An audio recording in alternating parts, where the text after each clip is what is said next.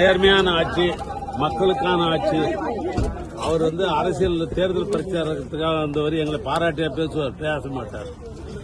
அரசுக்கு தர வேண்டிய பணங்களை தரவில்லை என்பதற்காக பல்வேறு நிலையில சட்டமன்றத்தில் நாங்கள் குறிப்பிட்டு சொல்லியிருக்கிறோம். பொதுவாக கல்விக்கு உரிய நிதி இதுவரைக்கும் தரல.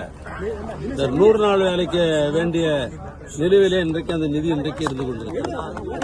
அதோடு மட்டுமல்ல, அவர் தேர்தல் பிரச்சாரத்திற்காக வந்தவர். தேர்தல் பிரச்சாரத்துக்காக வந்தவர் இல்லாததையும் பொல்லாததையும் இந்த ஆட்சி மீது சொல்லியிருக்கிறாரே ஒழிய அவர்களெல்லாம் 100% உண்மை அல்ல. அதுதான் தேசிய ஜனநாயக கூட்டணி ஆட்சி அமைக்கணும். மோடி தேசிய ஜனநாயக ஆட்சி அமைக்கணும் என்ன சொல்றாரு?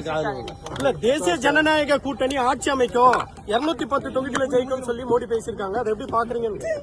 அவர் ஜோசியம் சொல்லியிருக்கிறாரு. தமிழ்நாட்டு மக்களை பொறுத்தளவுக்கு எங்களுக்கு நம்பிக்கை உண்டு. தமிழ்நாட்டு முதலமைச்சர் பார்த்து பல திட்டங்களை வீடு வரைக்கும் கொண்டு சேர்த்திருக்கிறார்.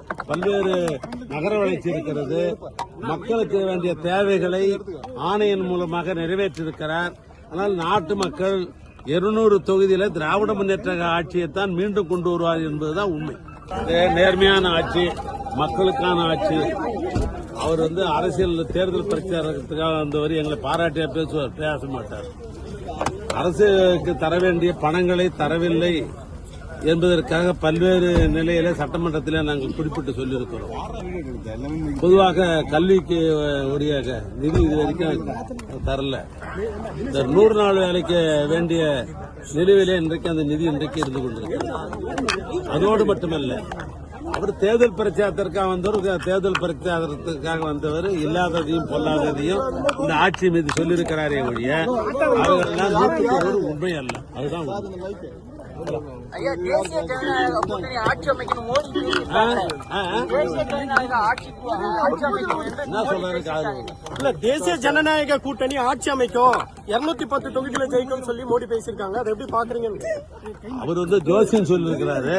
தமிழ்நாட்டு மக்களை பொறுத்தளவுக்கு எங்களுக்கு நம்பிக்கை உண்டு.